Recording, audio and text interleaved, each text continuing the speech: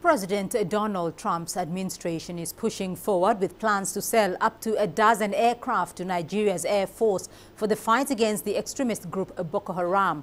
The deal could be worth up to $600 million. The plane, which was manufactured by Brazil's Embraer, the Super Tucano A-29 aircraft, is a propeller-driven plane with reconnaissance and surveillance, as well as attack capabilities.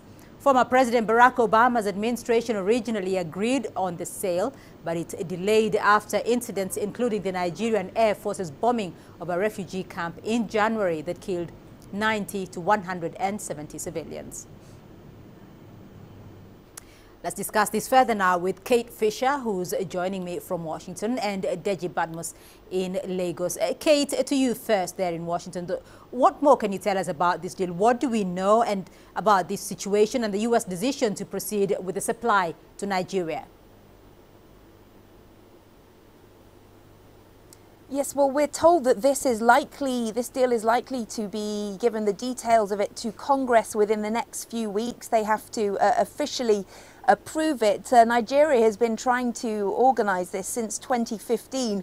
So this is real progress in that case. As you say, it's about 12 A-29 aircraft with sophisticated targeting capabilities costing around $600 million. This deal will be really good for relations between Nigeria and the United States. For Donald Trump, it will please people back here in the US because it means more jobs building those aircraft. Also, Nigeria has, of course, the biggest economy on the continent, the second largest oil producer and the biggest consumer market.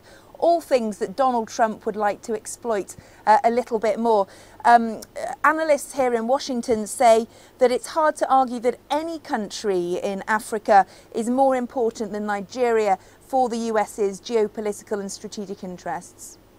Deji, is this welcome news, though, for Nigeria's Air Force? Just how important is this particular deal to the Nigerians, especially considering President Buhari's assertion that they have already defeated Boko Haram?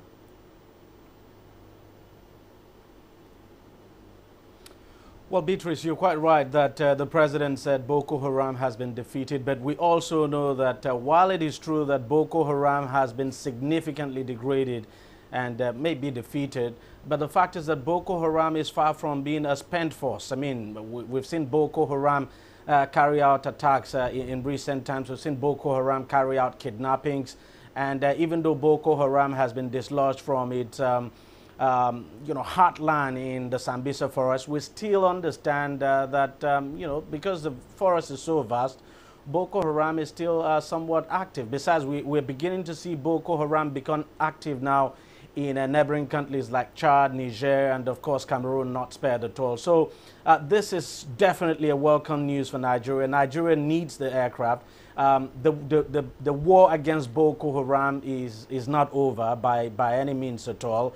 And I mean, just as you talked about that airstrike in January where quite a number of IDPs were killed in a camp. I mean, this is just in January after the president pronounced that Boko Haram had been defeated. So fact is that Boko Haram has not been eradicated, and there could be a resurgence. And so the Air Force actually needs this aircraft. Besides, Nigeria needs it as well because it needs to bolster the number of the aircraft now the Air Force has in its fleet. So there's no question at all. And people are actually welcoming this. Also, when you consider the fact that it will lead to, better relations now between Nigeria and the United States of America. Right. Kate, as stated earlier, though, this is not a new deal. It was originally agreed upon during the Obama administration. So it was put on hold following concerns over rights abuses and a botched strike that kills scores of civilians. What has prompted the change of heart there?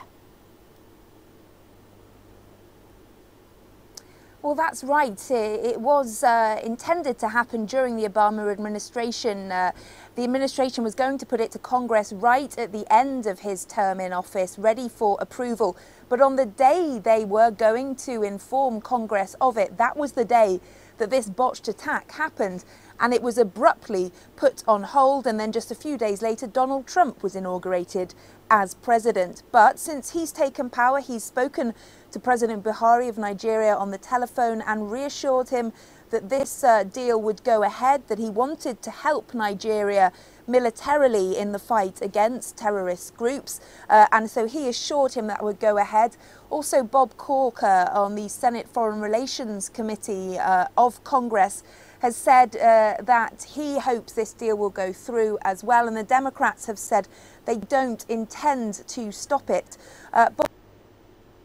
Yes, human rights issues are important. We need to deal with them, but not on weapons sales. So it looks, although Congress isn't perhaps too happy with the way that some of the weapons have been used in the past, they are not going to let it stop this deal from going through, and certainly the Trump administration will be doing all it can to get it passed.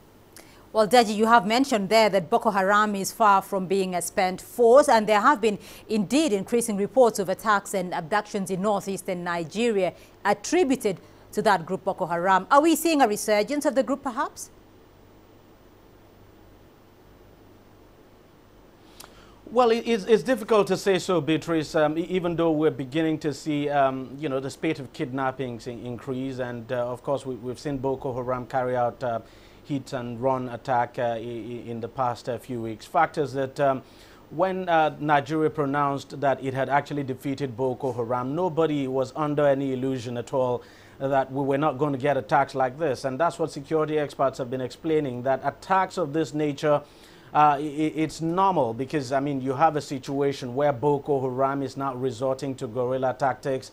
But there's no question at all that people are beginning to get worried when you continue to hear about Boko Haram carrying out kidnappings, even though the military has and the government too has actually come out to deny some of these kidnappings.